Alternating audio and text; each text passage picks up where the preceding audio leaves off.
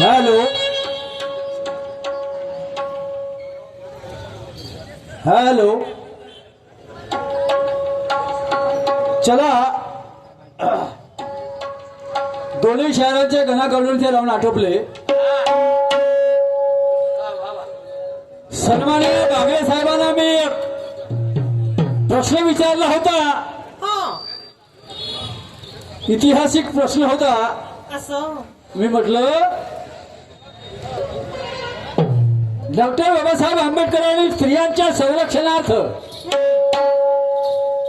8 कलमी हिंदू कोडबिल लिहिलं.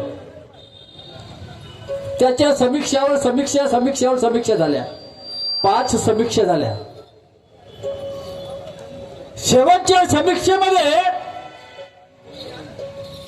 सभागृहामध्ये अनेक लोक होते. काही इंग्रजही होते. कोणी मानायला तयार नाही. थोडेफार 30-35% पंडित जवाहरलाल नेहरू बाबासाहेबांच्या बाजूनं उभे होते. परंतु त्यांच्याही समोर इतर काँग्रेसियांनी हा विचार आणला की म्हणे नेहरूजी तुम्ही जर हे संविधान हिंदू कोड बिल पास केलं तर येणाऱ्या काळामध्ये काँग्रेसला त्याचं फार मोठं नुकसान भरावं लागेल. कारण निवडणुका होत्या पुढे. आणि म्हणून पंडित नेहरू सुद्धा डामाडोल होते. मग बाबासाहेबांना प्रश्न सुचत नव्हता की आता करावं तर काय करावं. ही शेवटची समीक्षा आहे. अनेक प्रश्नाच्या उत्तरं बाबासाहेब देत गेले. जेवढ्या समीक्षा झाल्या त्यावर बाबासाहेबांनी उत्तरं दिले तरी ते सभागृह मानायला तयार नाही. तर शेवटी बाबासाहेबांनी या व्यवस्थेने जे कारनामे आधी केले, जे चालत आलं, त्यापैकी महात्मा फुलेनं 2 मुद्दे मांडले होते. महात्मा फुलेचे ते 2 मुद्दे बाबासाहेबांनी सभागृहामध्ये मांडले. म्हणे आता हे सांगा ह्या गोष्टी बरोबर आहेत का. तुम्ही जर म्हणता की स्त्रियांना समान हक्क मिळाला नाही पाहिजे, स्त्रियांना वडिलाच्या संपत्तीमध्ये हक्क मिळू नये, नवऱ्याच्या संपत्तीमध्ये हक्क मिळू नये, तिने फक्त गुलामीचं जीवन जगावं, तिने फक्त नवऱ्याला देव समजून कसाही असो त्याच्याशी आपलं जीवन काढावं, मुलं बाळ पाहावं, मूल आणि चूल एवढा पुरतं मर्यादित राहावं आणि सर्वांची गुलामीच करावी असं जर म्हणत असाल तुम्ही, स्त्रियांना कुठलीच समानता नाही आणि काहीच नाही, तर मग मला महात्मा फुलेला जे मुद्दे मानले होते आणि याच इंग्रज सरकारने ते मान्य केले होते. बरोबर आहे ना. आता तुम्ही इंग्रजाच्या तावडीतून मुक्त होतात म्हणजे भारत पुढे स्वतंत्र होईल. भारत पुढे स्वतंत्र होईल. मग स्वतंत्र भारतामध्ये महिला गुलामच राहतील काय. नाही. महिलांना तर स्वातंत्र्य पाहिजे ना. आणि म्हणून बाबासाहेबांनी महात्मा फुलेचे 2 मुद्दे उचलले. त्या सभागृहामध्ये सांगितले. तर पहिला मुद्दा आहे, लक्षात ठेवा शाहीर साहेब, तुम्ही चुकीचं उत्तर सांगितलं. सांगा.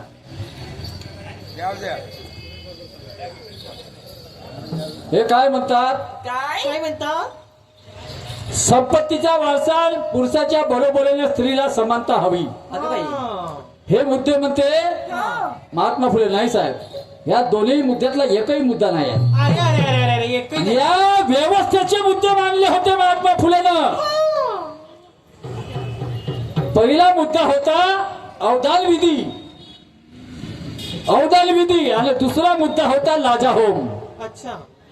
हे 2 मुद्दे अनेक वर्षापासून स्त्रियांवरती लादत आले होते. ही व्यवस्था ते मुद्दे सोडवले होते महात्मा फुलेनं इंग्रजाबरोबर आणि इंग्रज त्या गोष्टीला लागू झाले होते.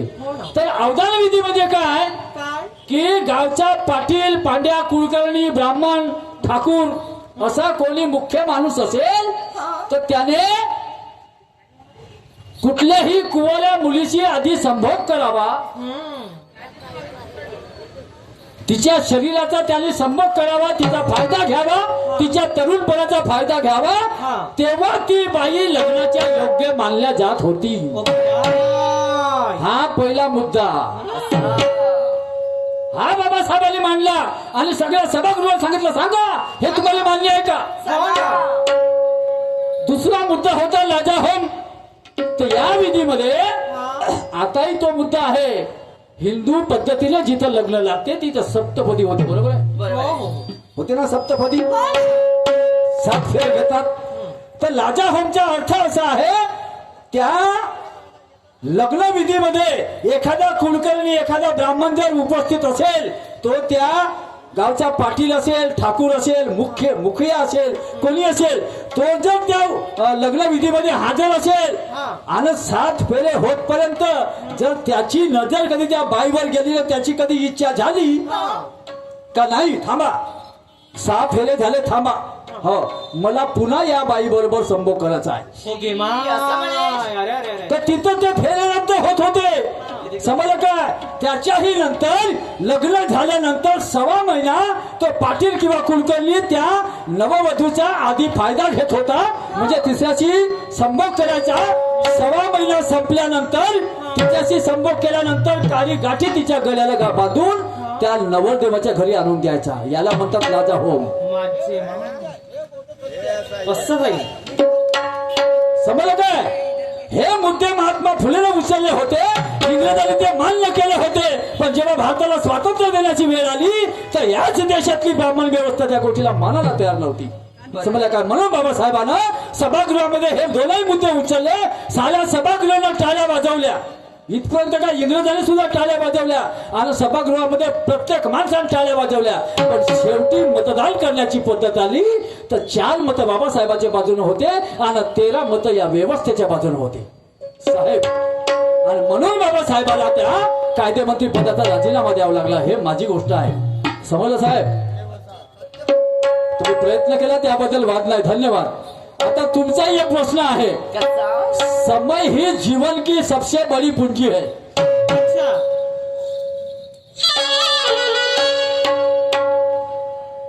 बागडे साहेब म्हणतात समय ही जीवन की सबसे बड़ी पूंजी है. अच्छा, बिल्कुल बरोबर आहे, यात काही वाद नाही. आणि जीवन में 12 घटना होती है. 12 घटनाएं होती है जीवन में. 12 घटना कशा काय होतात साहेब. तुम्ही कोणत्या पुस्तकातून हा मसुदा काढला. 12 घटना कसा काय होतात. वेळेनुसार जर बघितलं तर सम्राट अशोक भगवान बुद्धांनी धर्म परिवर्तन जेव्हा केलं तेव्हा 24 आल्याचं चक्र प्रवर्तित केलं होतं. ते सम्राट अशोकानं आपल्या काळामध्ये प्रवर्तित केलं, म्हणजे पुनर्जीवित केला बुद्ध धर्म सम्राट अशोकानं.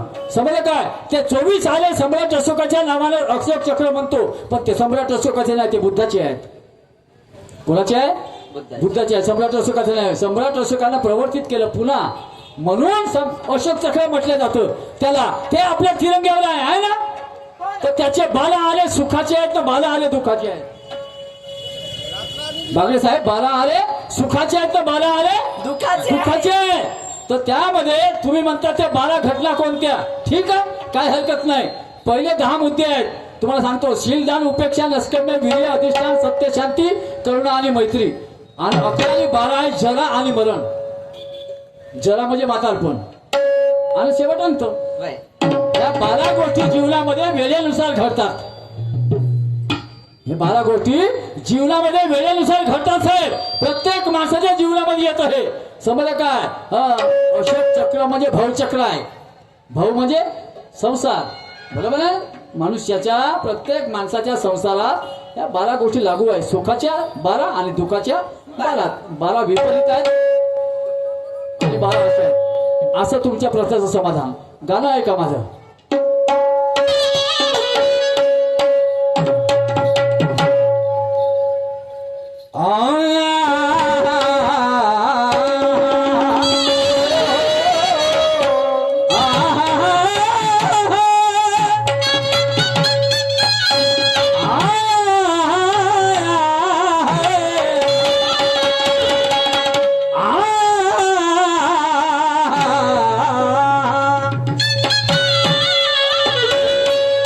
सवाल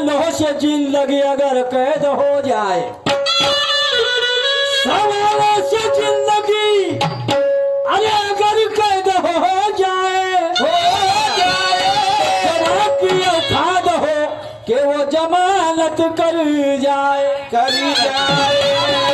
सवालों से जिंदगी अगर कैद हो जाए तो जवाब की भी औकात हो के वो जमानत खुद को तो समझने में कोई मर्दानगी नहीं होती शायद साहब।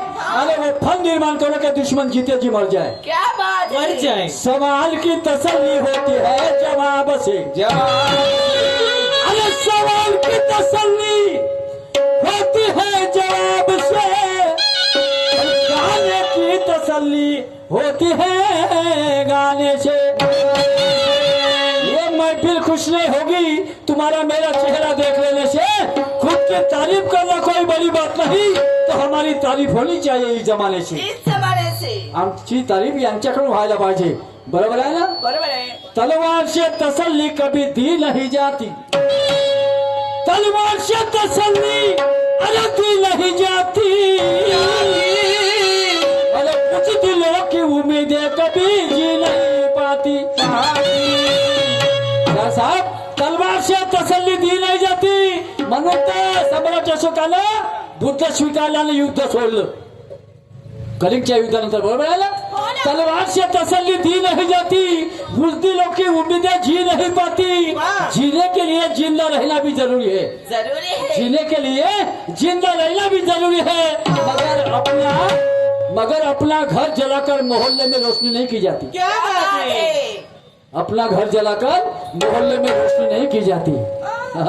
ऐका गाना ऐका।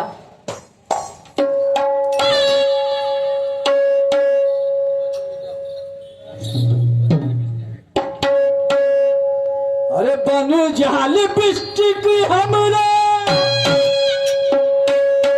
ओटवा के राजा जी, राजा जी, राजा जी, राजा जी। बनू जाल बिस्टिक हमरा ओटवा के राजा जी, राजा जी, राजा जी। चुसत रहे बहोले होले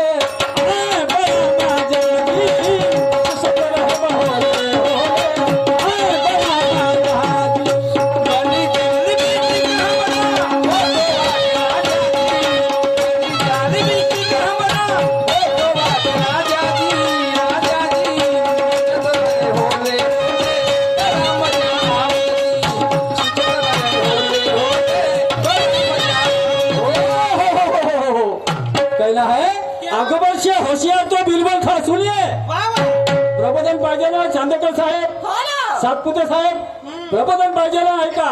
अकबर से होशियार तो बिरबल था मगर वो राजा नहीं बन पाया। वाह वाह वाह. अकबर से होशियार तो बिरबल था मगर वो राजा नहीं बन पाया, क्योंकि सदियों से हमारे हुनरों को नजरअंदाज कर दिया गया। सही बात है. सदियों से हमारे हुनरों को नजरअंदाज कर दिया गया। फिर भी हमें जब जब मौका मिला तो हमने अपनी काबिलियत को सिद्ध किया। 18 से 18 हाँ. 18 से 18 इतिहास आहे कोरेगावचा आहे ना।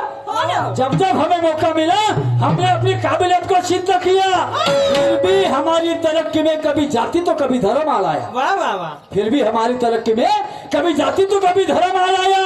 अरे अच्छा हुआ कौरव पांडवों के गुरु द्रोण को एकलव्य ने कलंक लगा दिया और सारे हिजड़ों के मुंह पे जोरदार तमाचा लगा दिया। क्या बात है? क्या बात है? लावला का नाही? एकदा टाळ्या वाजवून द्या मग. बागडे साहेबासाठी, माझ्यासाठी नाही. टाळ्या वाजवत राहा. हो, हात दुखले तर चालतील. टाळ्या वाजवत राहा म्हणजे आम्हाला प्रोत्साहन मिळते, नाही तर मग आम्ही झिमल्या कोंबल्यासारखे राहतो. नाही, टाळ्यांचा थोडासा सपोर्ट करायचा आम्हाला. हा ऐका, सुंदर गाणं गातो. कुठंच नाही म्हटलं, कुठंच नाही म्हटलं, पहिल्यांदा या स्टेजवर गावता. अरे भारतीय संत महिमा, सुनिए ये देश का इतिहास. भारतीय संत महिमा सुनहरी नियामत है. नियामत म्हणजे कृपा, आशीर्वाद. भारतीय संत महिमा सुनहरी नियामत है, नियामत है, नियामत है. मनुवादियों को लेकिन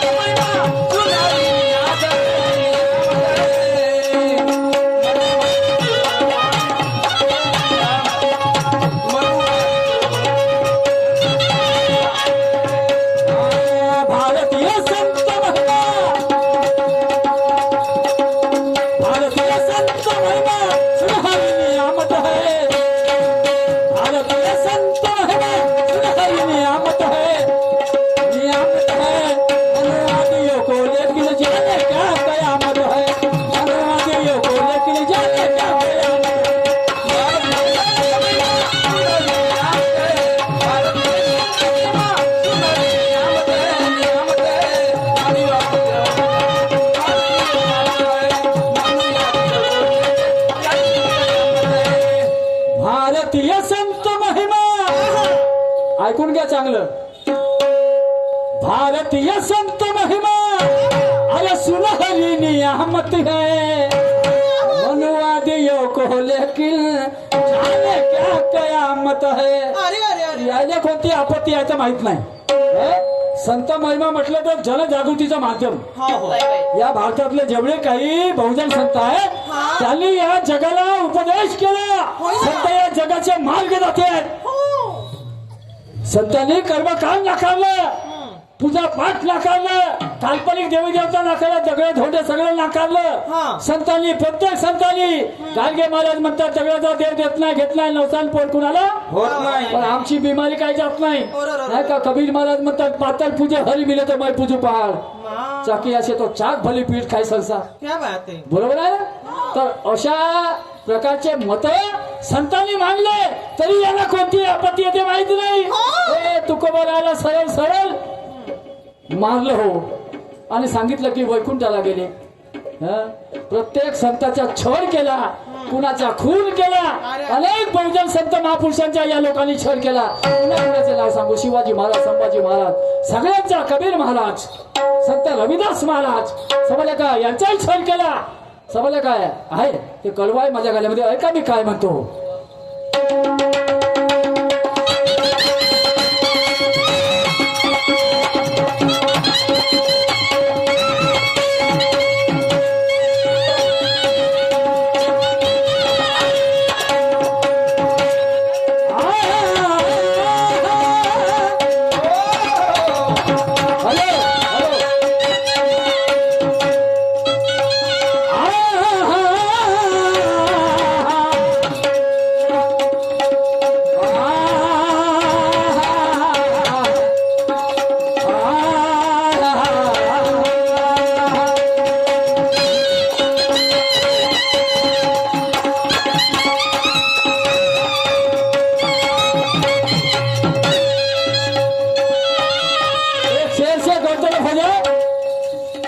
माँ कसम सीधी बात करो, समझदार कभी क्रुद्ध नहीं होगा. वाह.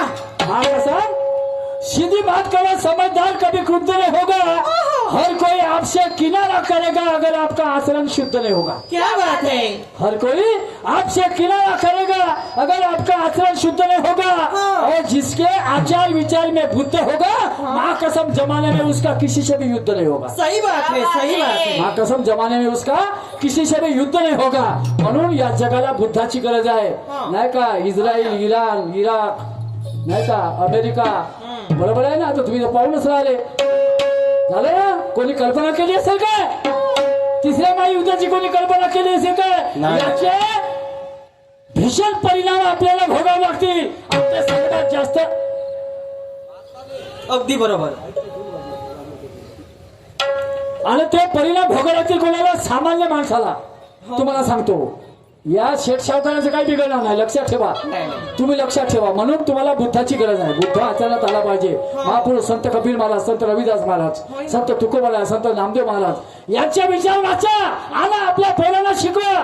याच विचाराने हा देश वाचू शकतो. याच विचाराने हा देश तरू शकतो.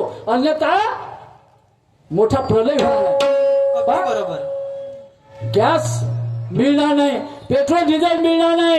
कितीतरी टँकर. हे बाबा दूर ना, तिकडे दूर ना माझ्या. मी जे आपल्या ओघत असतो मला कोणी पैसे द्यायचे नाही. चला बाजूला व्हा. तिकडे ठेवा. हो नाही तर काय 10 रुपये देणार ना. मा दिमाग खराब होते. मला काय म्हणत जाते बोलून जातो मी. गाणे विसरचे माणूस आपलं हे विसरतं सगळं. बोलायचं ते विसरून जाते. हो नाही तर का. आणि म्हणून तर हे भीषण परिणाम सर्वसामान्य माणसाला भोगावे लागतील. मोठ्या लोकांचं काही बिघडणार नाही हो. तुम्हाला सांगतो हे व्यवस्था कशी आहे तुम्हाला माहित आहे नाही का. तुम्ही जर आता कोणतं प्लॉट किंवा जमीन घ्यायला जा तर तुम्हाला 1000 आणि 2000, 2500, 3000 स्क्वेअर फुटानं जमीन घ्यावं लागेल. अगदी बरोबर आहे. असं प्लॉट. बरोबर आहे का? हो. आणि दाढीवाल्यांना दीड डोळ्याचा 1.5-2 डोळ्याचा 1.5-2 डोळ्याचा त्याला 30 पैसे काय 3 रुपये